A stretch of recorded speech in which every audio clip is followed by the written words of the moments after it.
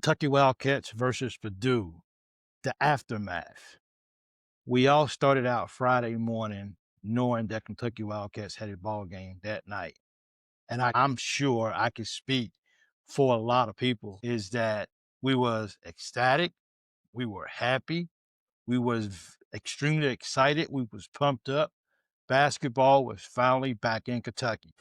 You're watching the #1 broadcast for all University of Kentucky sports, the Loyal BBN Fan Show, and it starts right now. What else more could we ask for? I don't think what we realized, what we was, we've been talking all off season leading up to last night, who we are, the depth, what we expect from each player, doing spotlight players, just trying to break down everything we possibly could about this Kentucky team. And last night we had a chance to see, and it's gonna be a lot more.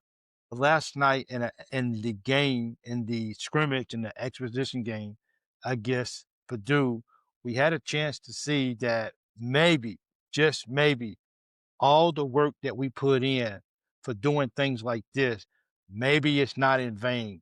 Maybe we really, really do have a team that could be very special. For one, I don't think very many people really saw Trent Noah as starting last night. Let's just be real. I don't think a lot of people saw that coming. Not saying that he doesn't have what it takes to be at that level, but I just don't think the average fan or most fans really saw that happening. So we started the day off full BBN fans wanting to get this game started. Can the day just go by looking at your watch, checking emails, looking what updates is going on, maybe trying to see who's going to be the starters, what any little information that we can get just to help us push the day along. And it was an amazing feeling knowing that it was time for basketball again. We've sat back and we watched big time teams already have games or scrimmages or whatever you want to call it.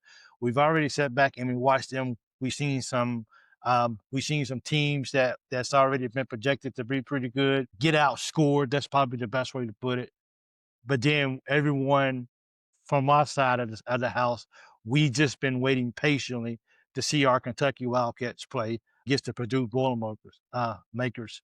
So when the night started off pretty much like this. This is how the atmosphere was being set. This is everybody getting ready to come in the Rupp Arena and just make things happen. What we didn't realize is just how good our Wildcats was going to be last night.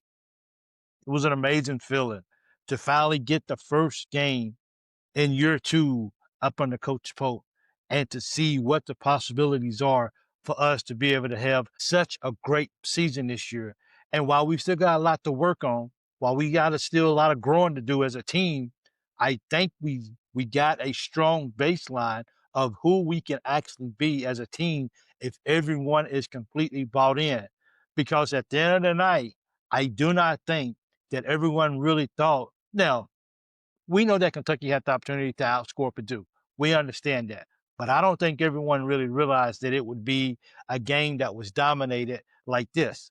And it was. And Kentucky, you never felt like in that whole game that Kentucky was going to lose or was going to get outscored. And here's the thing. People might come back and says, well, Purdue really didn't really play that hard. Purdue really didn't do all this. Look, man, Purdue played hard last night. And you can tell that Purdue, you saw flashes of those guys getting excited about the ball game. So please don't feed me that line that Purdue just didn't want to, that they just wasn't into the ball game and their coach wasn't coaching to win or outscore Kentucky, because they was. These guys, I understand. Kentucky was doing the same thing. Kentucky was trying out new things. Kentucky was Coach Pope was trying out different lineups, and so was Painter of Purdue. So everyone wanted to go out here and at the end of the ball game, they wanted to have more points than the other opponent. It just did. It didn't go on. It's not on the record. It's nothing that, that people are keeping track of per se, but both teams wanted Purdue wanted to show why we're number one. They wanted to show that we got a decent squad of guys who have been playing together for a while, who decided to come back and let's run it back again and let's see if we can have a chance. And that's why those guys are number one, because those guys got a lot of guys returning, a lot of key pieces, and they got the number one player in the nation who's projected to be AP player of the year. He's a front runner. So don't tell me, please don't give me the narrative is that dude didn't, that Purdue wasn't trying, because they was trying and Kentucky was trying. Let's just put that narrative to the side and let's just say that Kentucky came out to play their best basketball last night. And we haven't even touched the surface yet. We still got Georgetown. We still got, and then we got 2 more regular season games before we even get to Louisville. So we still got a lot of stuff that we got to do in these next 3 games or whatever it is before we see Louisville November the 11th, I think it is. So we still got a lot. So we still got a lot that we still got to go out there and that we got to prove and that we gotta work things out. But overall, I don't know about you, but once again, I don't think anybody really saw Kentucky just from beginning to the end dominating the number one team in the nation. I don't know. We have high hopes, and sometimes as a fan base, we get way overly too high with what's going on. But I think when you come down and when you put it all into perspective, and when you look at UK and you look at who we got, and look, we didn't have Jalen Lowe, we didn't have JQ, Potter didn't play. I mean, Hartthorne, he didn't. I mean, he only played the last few seconds of the first half.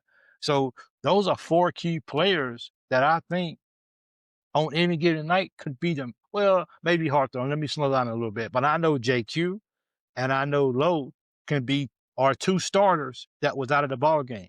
And I don't wanna forget that. I wanna make sure that people understand that what we did to Purdue last night without 2 key players, and one of them is going to be a lottery pick.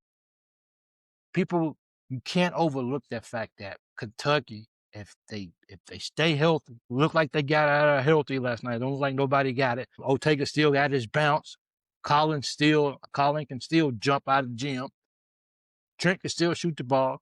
And I'm not even gonna go into who Jasper Johnson is, because he showed the world last night is that he can play at this level and that it's no stage too big for him. That was his coming out party. Now, I know that those points ain't going to be recorded in the history books for him, but I don't look for him to have fallen. Would he have bad nights? Yes. Everybody on the team might have a bad night. It is what it is. But I think at the end of the day, I think that Kentucky Wildcats has the pieces in place. If everything lines up and everybody stays healthy and everybody stays together and they stay locked in for the bigger goal, and I hope Aberdeen will have his leadership and be able to tell people what it feels like to make a run for a championship. And with that in mind, the Kentucky Wildcats can possibly, truly make a run to the Final Four this year and maybe hang number 9. And that's the joy of it, because you're going to hit that like button. And after you hit that like button, if you haven't already, you're going to go over and you're not going to forget to subscribe, because I appreciate it here at the Loyal BBN Fan Show. Go Cats.